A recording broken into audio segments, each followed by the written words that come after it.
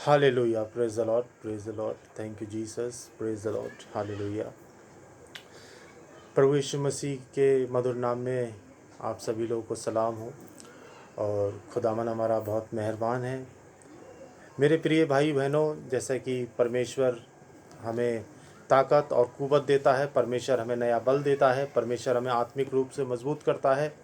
और बीते दिनों में खुदा के कलाम को पढ़ रहा था और परमेश्वर के वचन में एक बात मैंने सीखी। और कई बार ऐसा होता है कि कई बार लोगों की कंप्लेंट होती है कि खुदा हमारी दुआ को बहुत, शायद खुदा हमारी प्रार्थना को नहीं सुन रहा, शायद खुदा हमारी आंखों को नहीं, हमारी दुआओं को नहीं देख रहा, शायद खुदा हमारे विलाप को नहीं देख रहा।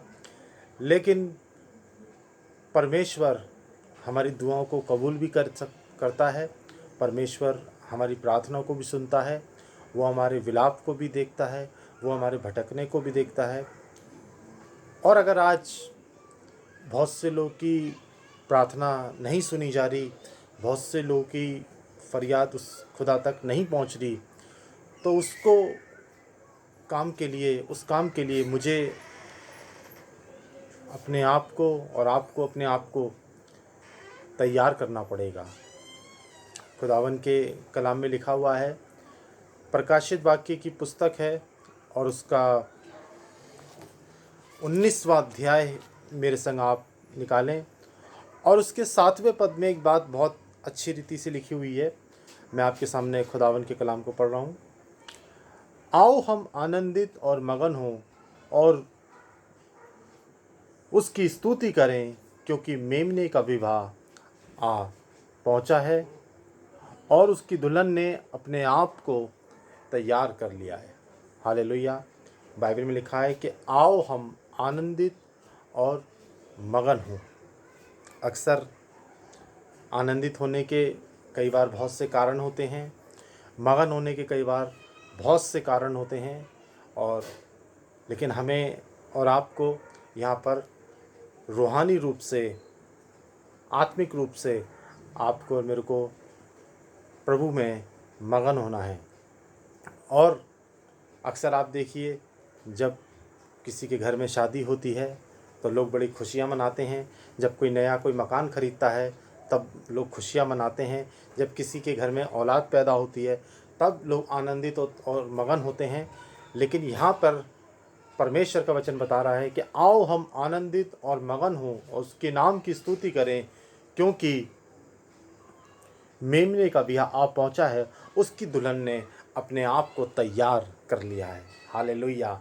इसका मतलब कि परमेश्वर हमारी दुआओं को तब सुनेगा, खुदा हमारी प्रार्थना को तब सुनेगा, खुदा हमारे आंसू को तब देखेगा, खुदा हमारे विलाप को तब देखेगा, जब हम अपने आप को उस परमेश्वर के लिए तैयार कर लेंगे। खुदावन हमें कबूल कब करेगा? आप देखिए, अक्सर एक लड़का, एक लड़की एक दूसरे को कबूल कब करते हैं? जब वो एक दूसरे के लिए बिल्कुल प्रिपेयर तैयार होते हैं। प्रिपेयर रूप से बिल्कुल अपने आप को तैयार जब कर लेते हैं, तब एक दूसरे को वो कबूल करते हैं। आप देखिए, हम अपनी ड्यूटी पे जाते हैं, बिल्कुल प्रिपेयर तरीके से अपने आप को तैयार करके हम जाते हैं। आप देखिए, हम किसी रिश्तेदारी में जाते हैं तो अपने आप को तैयार करके जाते हैं। हम मार्केट जाते हैं तो अपने आप को बिल्कुल तैयार करके जाते हैं। लेकिन मेरे को और आपको आज रूहानी रूप से तैयार होना है। परमेश्वर में मेरे को और आपको रूहानी रूप से प्रिपेयर होना है, तैयार होना है, तभी हमारा परमेश्वर हमें कबूल करेगा। बाइबल में लिखा हुआ है कि उन 10 कुँवारी थीं, और कलाम में लिखा हुआ है कि 10 में से 5 को खुदा ने कबूल किया और 5 को खुदा ने कबूल नहीं किया। हम सब जानते हैं कि लिखा हुआ है कि जिन 5 की मशालों में जो कि तेल था, जिनकी कुप्पियाँ जल रही थी, और लिखा हुआ है कि वो परमेश्वर के राज्य की वारिस हुई। और लिखा हुआ है कि जिन 5 की कुप्पियाँ तैयार नहीं थी, जिनकी मशालें नहीं जल रही थीं, और लिखा है कि उनके लिए द्वार बंद हो गया और लिखा है कि धूला आया और उन 5 को उसने कबूल किया। मेरे अजीज़ों, प्रभु के लोगों, मैं आपका ध्यान इस बात पे ले जाना चाहता हूँ कि हमें और आपको परमेश्वर में अपनी कुप्पियों को जलाना है। बाइबल बताती है कि हमें और आपको अपने आप को बिल्कुल तैयार करना है। हमें और आपको अपने आप को हमारे जीवन में जो गलत चीज़ें हैं, जो गलत बातें हैं, बाइबल में नीति वचन की पुस्तक है, नीति वचन की किताब, और उसका अगर हम देखते हैं नीति वचन की पुस्तक, उसका 25वां अध्याय है और उसके चौथे पद में एक बात बहुत अच्छी लिखी हुई है। लिखा हुआ है कि चांदी में से मैल को दूर करने पर वह सुनार के लिए काम की हो जाती है। आप देखिए, जो चांदी होती है उसमें से जब सुनार उसको घिसता है या उसको सुनार जब उसको अपने प्रयोग के लिए, उसको काम के लिए बनाता है, तो उसको क्या है, उसके अंदर से जो मैल होता है वो उसको निकालता है। और जब उसके अंदर से मैल निकल जाता है तब वो काम के लिए, सुनार के काम के लिए वो बन जाती है। और आपका और मेरा सुनार प्रभु यीशु मसीह है। हालेलुया। हमें अपने अंदर से उस मैल को निकालना है। और वो मैल क्या है? वो मैल है बुराई का, वो मैल है लालच का, वो मैल है व्यभिचार का, वो मैल है गलत काम का, वो मैल है मूर्ति पूजा का। इन तमाम चीज़ों को अपने शरीर के अंदर से अपने आप को बिल्कुल साफ़ और पाक करना है। तभी हमारा खुदा हमारी इबादत को, हमारी प्रार्थना को, हमारी दुआओं को वो कबूल करेगा। बाइबल में लिखा हुआ है कि ये मुंह से तो मेरी ये लिखा हुआ है कि ये मुंह से तो मेरे नाम की सिताइश करते हैं, लेकिन इनका दिल मुझसे बहुत दूर है। क्यों? परमेश्वर ऐसा क्यों कह रहा है? क्योंकि हमारे दिल के अंदर कई बार बहुत सी चीज़ें पाई जाती हैं। परमेश्वर के कलाम में लिखा हुआ है, क्या तुम नहीं जानते कि तुम्हारा देह पवित्र आत्मा का मंदिर है और इसके अंदर खुदा की रूह वास करती है? किसके अंदर? जो अपने दिल को चांदी की तरह अपने दिल को साफ और पाक कर लेता है। आज ज़रूरी है हमें और आपको, बाइबल में लिखा हुआ है कि 2 व्यक्ति थे जो खुदा के घर में दुआ करने गए, और लिखा हुआ है कि एक अपने मन में यूं दुआ करने लगा। लूका रचित सुसमाचार है और उसका अगर आप देखें 18वां अध्याय, लूका रचित सुसमाचार उसका 18वां अध्याय और इसके 10वें पद से मैं पढ़ना आपके सामने शुरू करूंगा। कलाम में लिखा हुआ है कि 2 मनुष्य मंदिर में प्रार्थना करने के लिए गए। एक फरीसी था और दूसरा चुंगी लेने वाला था। फरीसी खड़ा होकर अपने मन में ये प्रार्थना करने लगा, हे परमेश्वर, मैं तेरा धन्यवाद करता हूँ और मैं दूसरे मनुष्य के समान अंधेर करने वाला, अन्यायी नहीं और व्यभिचारी नहीं और इस चुंगी लेने वाले की तरह नहीं हूँ। और यूँ कहने लगा कि मैं सप्ताह में 2 बार उपवास रखता हूँ। एक बार भी नहीं, 2 बार। हम और आप कई बार एक बार भी उपवास नहीं रख पाते। हम और आप कई बार एक बार भी उसके सामने घुटने नहीं टेक पाते। और कलाम में लिखा है कि यूँ कहने लगा कि मैं 2 बार उपवास रखता हूँ, अपनी सब कमाई का 10वां अंश भी देता हूँ। यानी कि अपनी जितनी भी मेरी इनकम ऑफ सोर्सेस है, जितनी भी मेरी कमाई है, जितना मेरे कमाई का ज़रिया है, उसमें से मैं जो भी कमाता हूँ मैं अपनी सारी कमाई का 10वां अंश भी देता हूँ। परंतु कलाम में लिखा हुआ है, चुंगी लेने वाले ने दूर खड़े होकर कहा और स्वर्ग की ओर आंखें उठाना भी नहीं चाहा और अपनी छाती पीट पीट कर यूं परमेश्वर से प्रार्थना करने लगा कि हे परमेश्वर, मुझ पापी पर तू दया कर। मैं तुझसे कहता हूँ कि वह दूसरा नहीं परंतु यही मनुष्य धर्मी ठहरा, और जाकर वो अपने घर को चला गया। हालेलुया। बाइबल में लिखा हुआ है कि एक दो व्यक्ति हैं, एक व्यक्ति अपना ढेर सारा धन, अपनी ढेर सारी संपत्ति, अपनी बातों को बता रहा है, अपनी चीज़ों को बता रहा है, अपनी अच्छाइयों को बता रहा है, लेकिन परमेश्वर ने उसको कबूल नहीं किया, लेकिन एक उस व्यक्ति को कबूल किया जो लिखा हुआ है कि जो परमेश्वर की डेवड़ी पे खड़ा होकर यूँ कहने लगा छाती पीठ पर कि मैं तुझसे कि हे परमेश्वर, मैं अपनी आंखें तेरी ओर नहीं उठाना चाहता और मैं इस लायक भी नहीं हूँ कि हे परमेश्वर तू मुझ पापी पर दया कर। आपको पता है परमेश्वर ने इस पर क्यों दया करी? क्योंकि इसने अपने दिल को बिल्कुल साफ और पाक कर लिया था।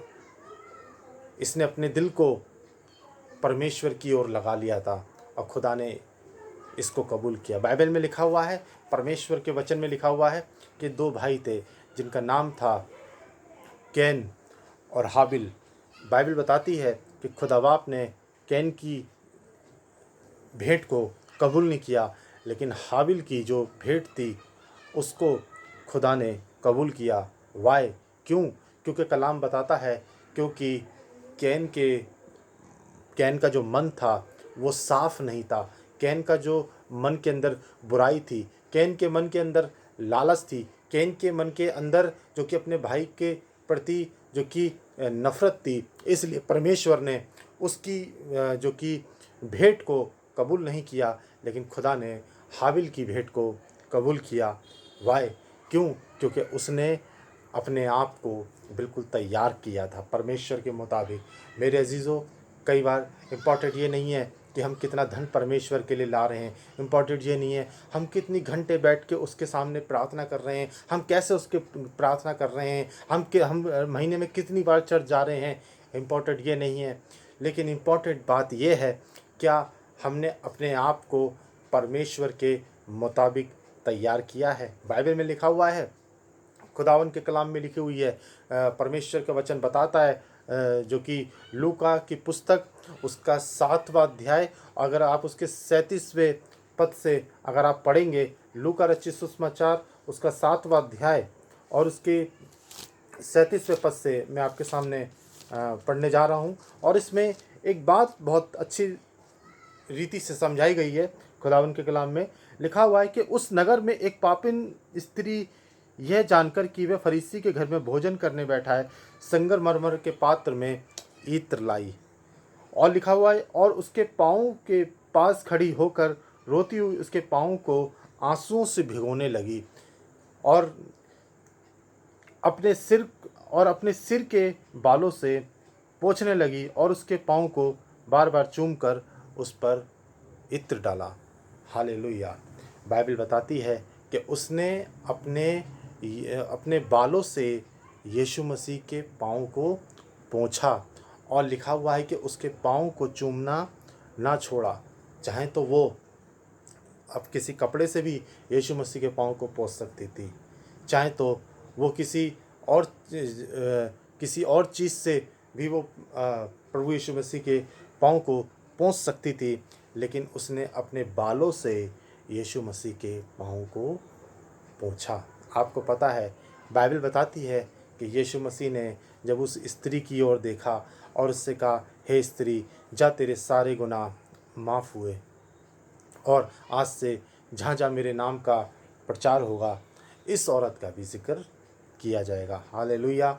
आपको पता है कहाँ लोग उस पापिन को देख के अपने घर के दरवाजे बंद कर लिया करते थे, लोग उससे मिलना पसंद नहीं करते थे, लोग उसकी संगति में जाना पसंद नहीं करते थे, उसके औरतें अपने आदमियों को उसकी संगति से दूर रखती थी, लोग उसके नज़दीक जाना नहीं चाहते थे, लोग उसको देख के रास्ता काट लिया करते थे।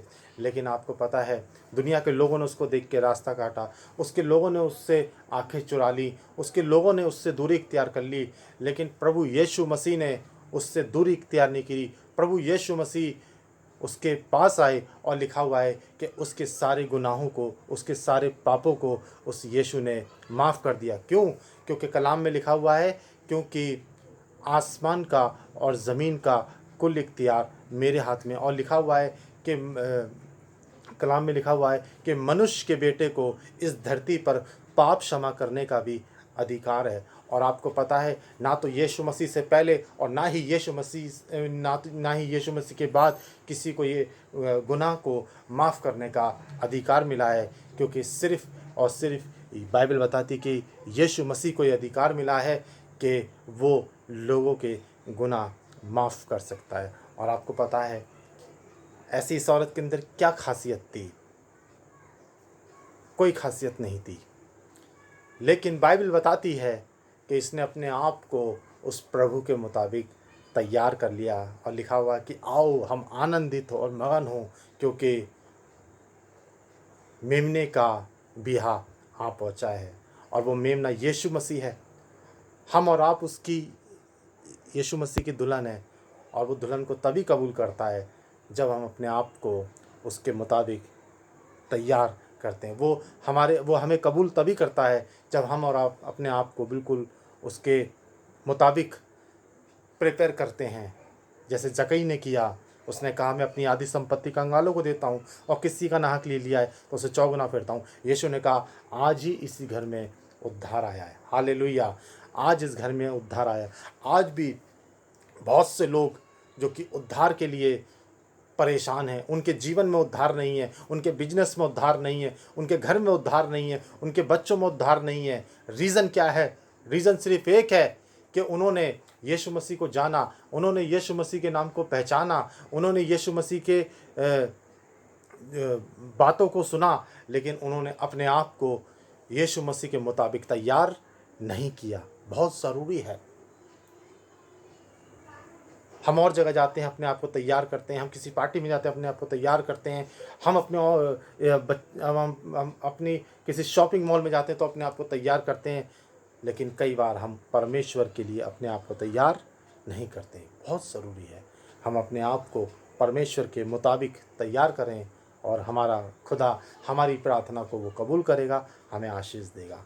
God bless you. खुदा आपको आशीष दे। Praise the Lord.